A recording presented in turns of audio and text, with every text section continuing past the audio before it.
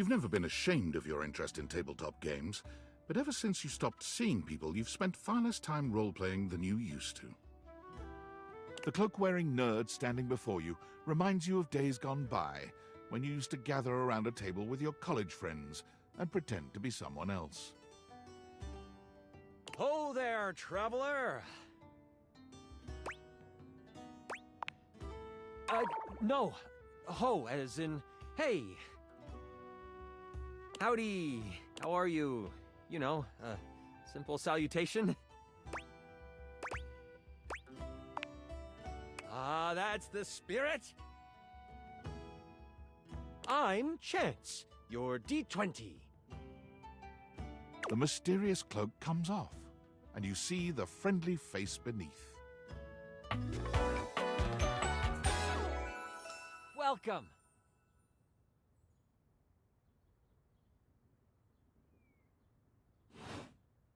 Taking a tiny respite from the drudgery of work?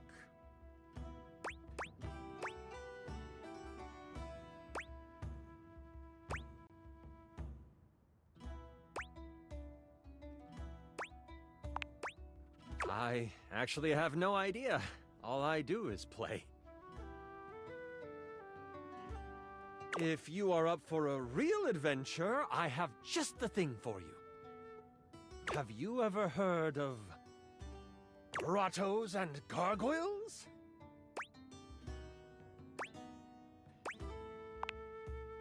Oh, that's great!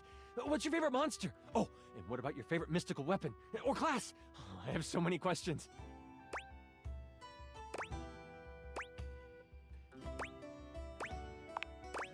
Wow! Someone else who feels the same as me! Oh, it's so hard to pick a favorite. Everything about G&G is so cool.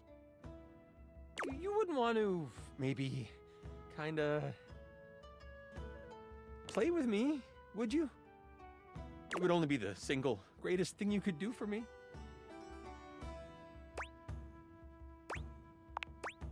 Chance's eyes light up, his hands balling into fists as he does his best to contain his excitement.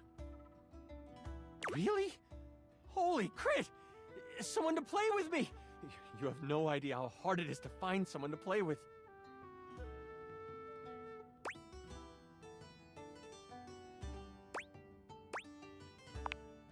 Ideally, but hey, one-on-one sessions can be a really great way to learn the game. Depending on what class you pick, though, I might have a few friends around the house who might want to hop in. Regardless, it'll give us some time to get to know each other better.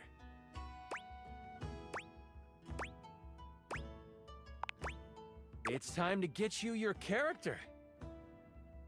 All we have to do is choose your stats, your powers, and your weapons. Then your armor, your lineage, and your gargoyle gauge. Although I might leave that out for this first character. It's an optional setting. See, you can have a portion of gargoyle blood running through your veins, which lets you...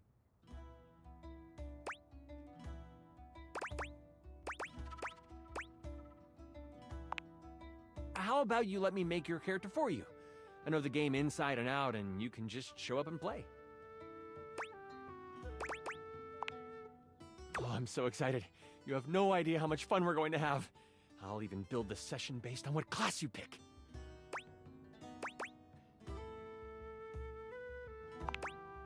There are 3 classes I can get rolling for you. All of them are awesome, but they won't be too much of a challenge. I'd suggest the Troubadour, the Guardian, or the Enchanter. Which one would you like?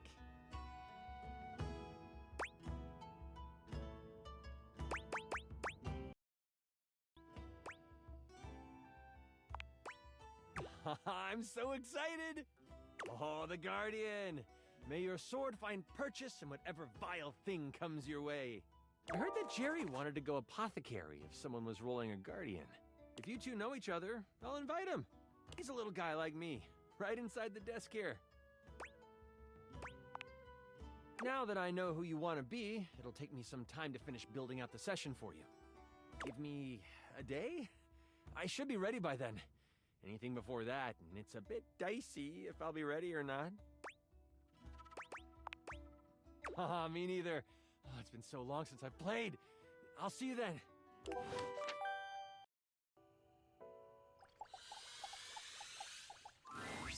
My strong warrior, you have returned to me.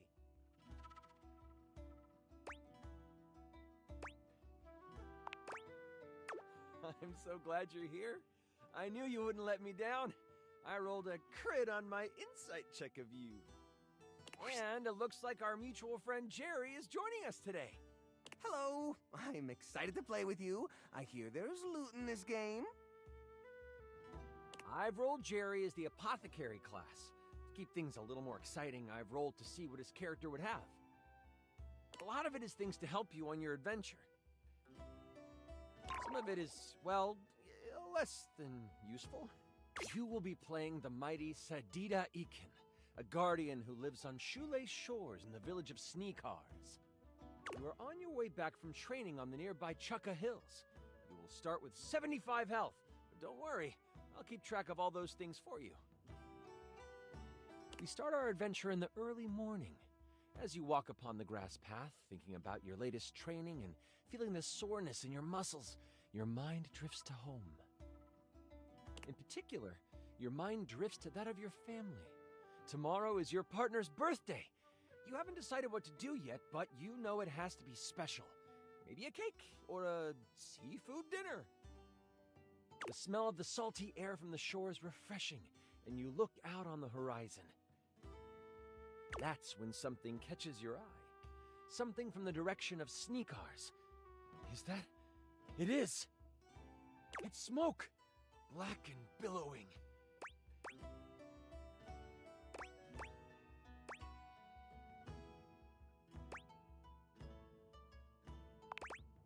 You take off, ignoring the fatigue in your legs. You are determined to get to Sneakars as fast as possible. As you reach the top of the hill overlooking your seaside village, you see Sneakars is smoldering. You see the village priests helping tend to people around the town. Oh, praise to the goddess, you are back! They come to you, worry etched on their face. They take your hand.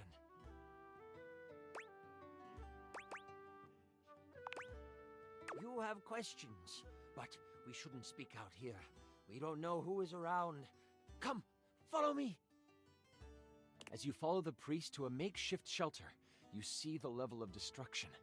Your fellow villagers are hurt, and you start to make a mental tally of who you see. A few people cry as they realize their loved ones didn't survive whatever happened. Once inside the shelter, you realize your partner! We were attacked right before dawn. A few people were killed, but we were caught unaware, and I think they were looking for you.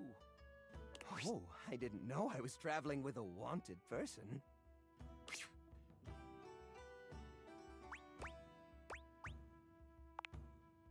Your house got the worst of it. They took your partner, spirited them away, and left only this amongst the rubble. The priest hands you a piece of fabric with what looks like a mountain lion pouncing burned into it. It's the Amup bandits.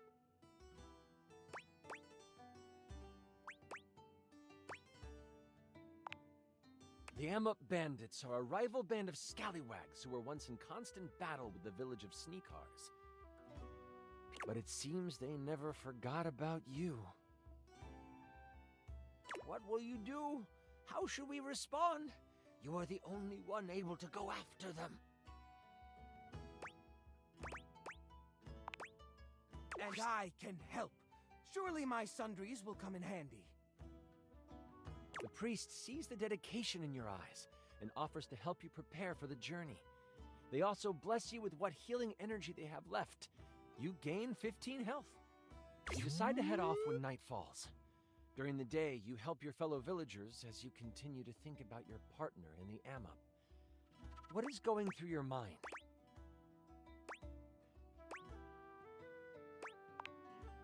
You reach out into the universe, trying to feel for them. You can feel the love connection you two have still holding strong. They are still alive. The moment the stars begin to appear, you take your leave. You have a brief moment with the members of Sneakars. All of those who are healthy enough to stand and walk form a circle around you. They all whisper hopes of good fortune and a battle well fought for you. They also take the moment to state anything they might want to say before you pass. This is a sneakar ceremony to ensure that there is nothing holding their warriors back from the future, regardless of how the battle ahead may end. You bask in the moonlight and accept their desire for you to defeat those who attacked them.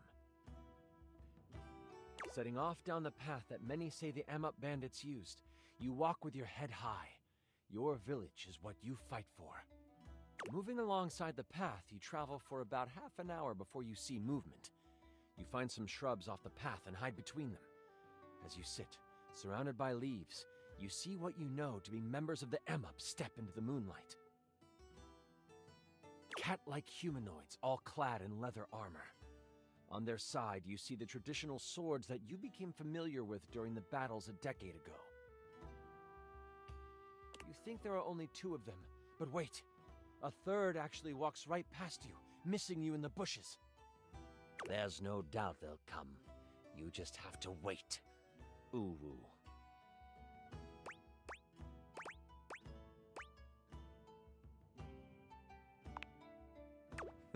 Thanks. Don't let them fool you. The Amok are ruthless murderers. But you are lucky. These aren't the most vicious of their fighters. This is a band of scouts. You hear one of them say, "Well, let's do one more pass of the area, and then we can dip into the Nip." Ooh. The Nip was credited with their defeat in previous battles. The fact that this scouting party seems to have some on them proves how much they underestimate you. This Nip stuff sounds like it could give us an upper hand. What do you want to do?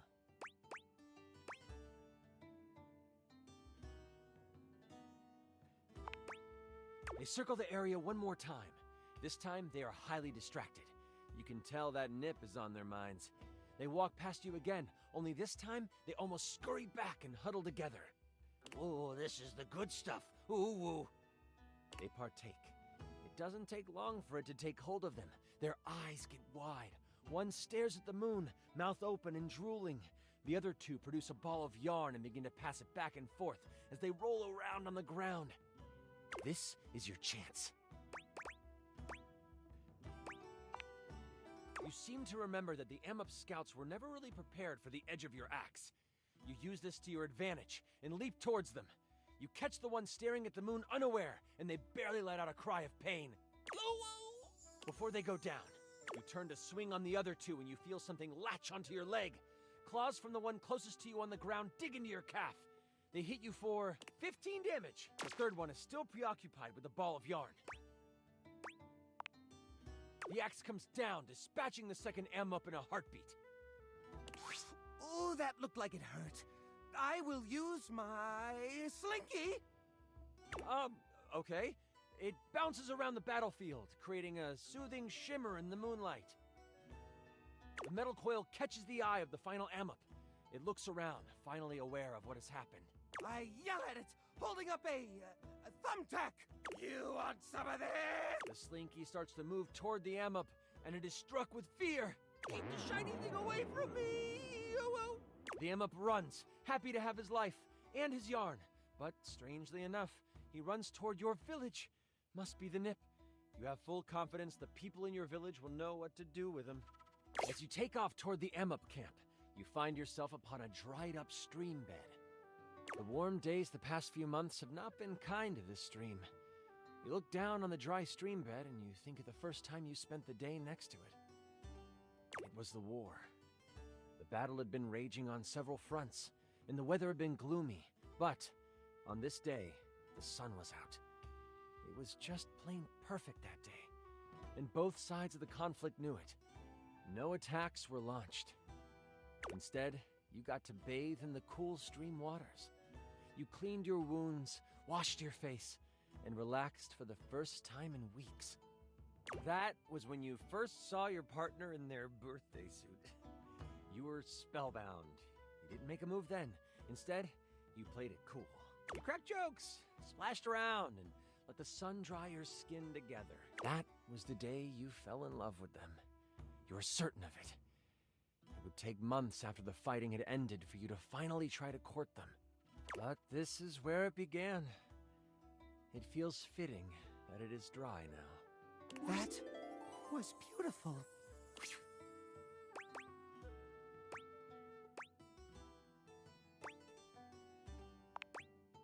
You notice the fatigue in your body, but you don't let it slow you down. You press on toward the camp. Wait! I scoop up some of the mud from the riverbed and create a mud mask. Just a moment to pamper yourself. Okay. Strike the mud mask sample from your inventory. How much do you heal for? Let's see. Oh, cheese and crackers. Only 5 HP. Sorry it isn't more. You find yourself at the edge of the Amup camp. They are out in full force. You scout the area to try to decide what to do. Lucky for you, not much has changed in the decades since you last stormed these wooden walls. This gives you a slight advantage. Still, they have numbers on their side.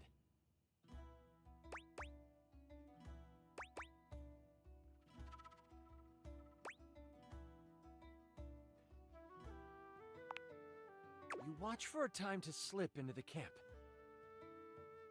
And then it hits you. You remember how you got in the first time you were here. You look to your left, and there, under fallen leaves and palm fronds, you see it. The path that leads around to the back of the camp. You take off down it, keeping low and making sure the side of the camp is on your right. Do I find any loot on the path? Maybe. There are a few bottles and broken pieces of shields and swords. I pocket them. I take them all and I'll sort them in my beautiful little gorgeous pack. Okay, you do that. Eventually you come to a path. It leads to the back entrance of the encampment. You see 2 Amup guards there.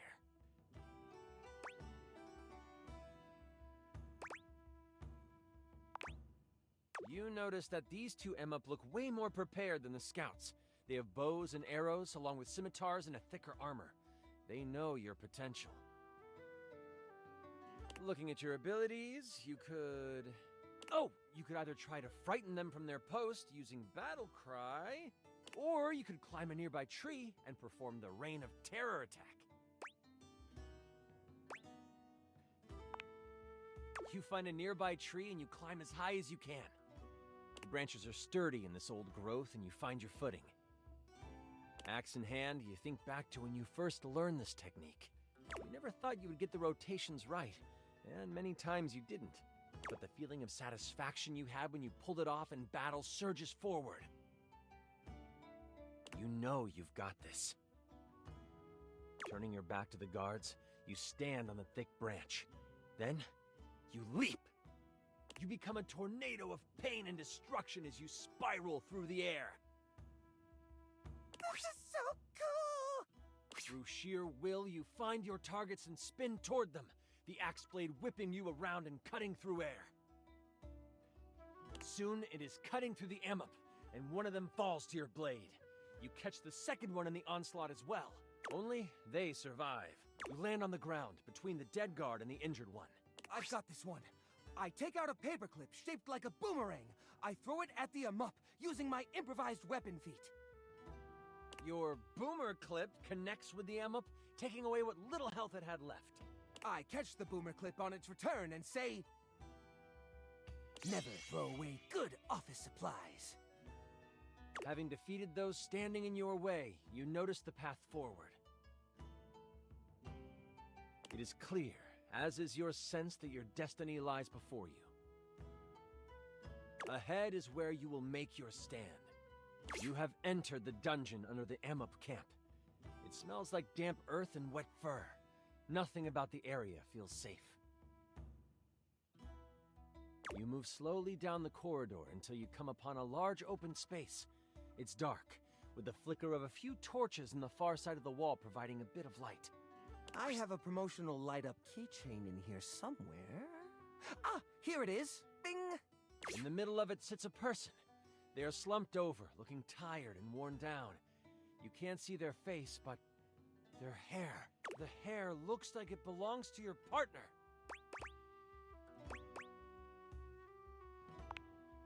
You slowly proceed forward toward the person. Once you reach them, you swing around to find it is your partner, just asleep. You give them a subtle shake, hoping to wake them gently. You came for me. Phew! You are together again. Now let's get out of here. As they look at you, you notice their eyes shift to right above your head. The glee they had turns to pure terror. Look out! Before you can turn around, you are pushed aside by a giant hand. You can feel you scramble on the ground, putting yourself between you and your partner. You look up to see a tiger-like Emma towering over you. Drool drips from its teeth, and its breath reeks of fish and blood. He smirks and says to you, "Ah, yes, the great warrior of the Sneakars, come to play hero once again." No woo-woo. He means business. Before I continue, I should let you know, this is where I wrote like a monologue for him. It's silly, but it's what the big bad is supposed to do. Ooh! Can I have the script when you're done? Sure. No worries, Jerry. Score! Do you mind if I do? The tiger Emma stomps his foot, and as if by magic, the rest of the torches in the walls erupt into flame. You know, I've always preferred to see my prey. You don't remember me, or should I say, you don't remember my father, do you? The confused look on your face tells him you don't. 10 years ago, during the fighting that caused the destruction of many Amup families, I was just a little one. We thought our village to the south was safe. The one Amap settlement you and your kind left alone. That was until you arrived. I'm sure you remember that day. I saw you enter the town gates from my window perch. You looked so damn proud of yourself. They say you came to broker a truce. But you didn't. You presented an ultimatum. Surrender, or you destroy our town. My father, he didn't like that. He told you so, to your face.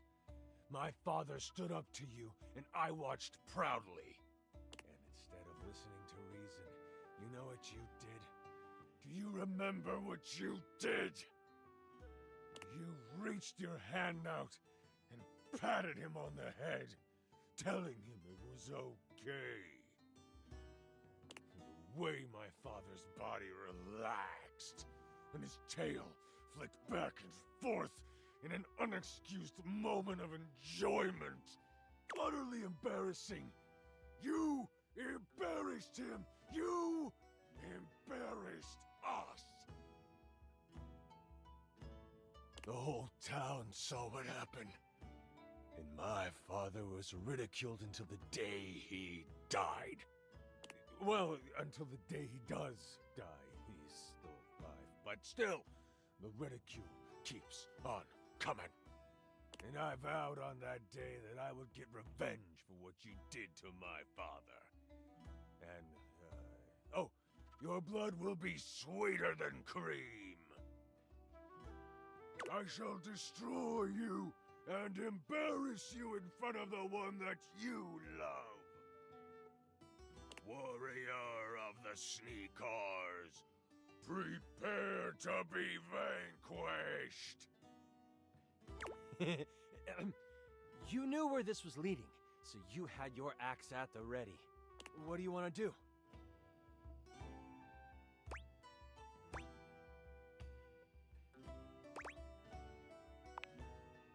You think all this guy needs is a little bit of love.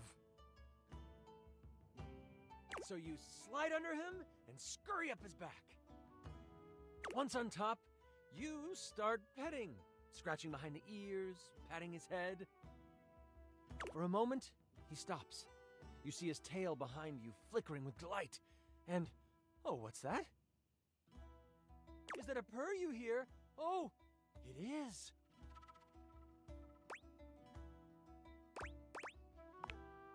But this doesn't last long. Soon, you feel a searing pain as claws dig into your back. You let out a scream of agony as he throws you off.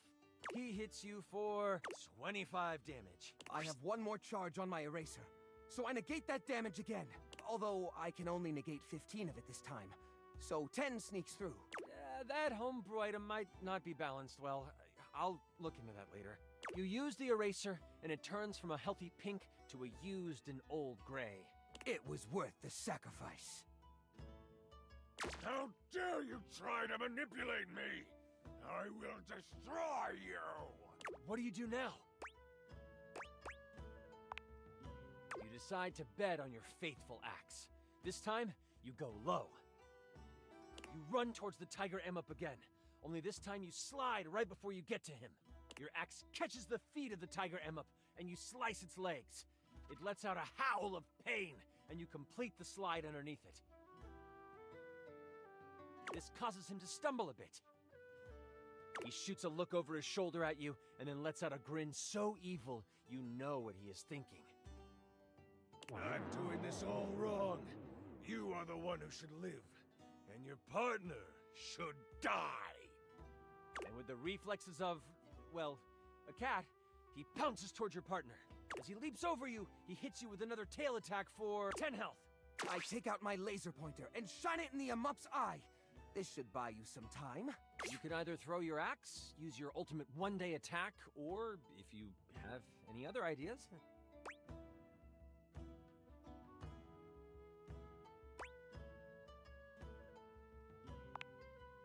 Holy crit! Really? That's... wow. You run towards your partner, racing the beasts as they fly through the air. You get there right in time to throw your hands up to shield your partner. Do you say anything to them?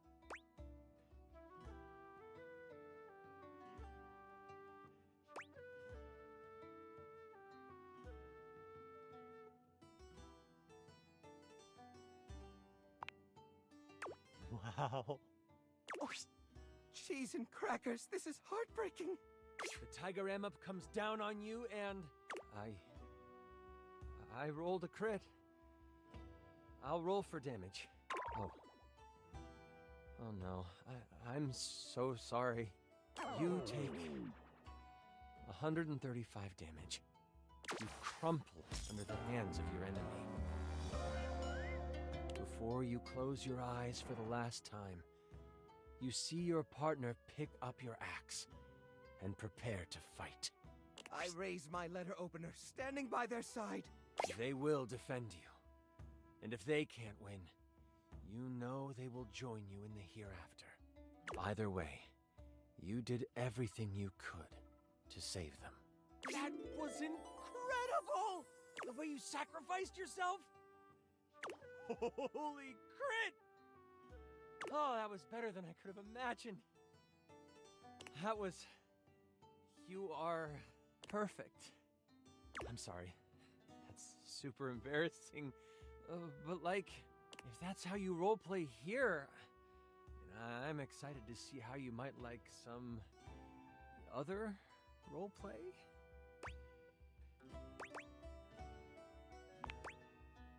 That was such a good session.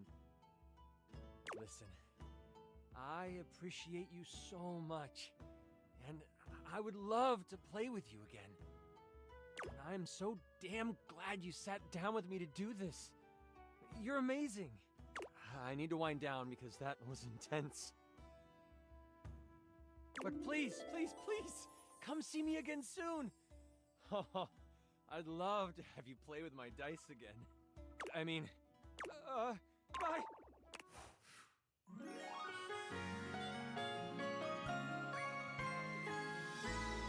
Holy crit! You maxed out our relationship status.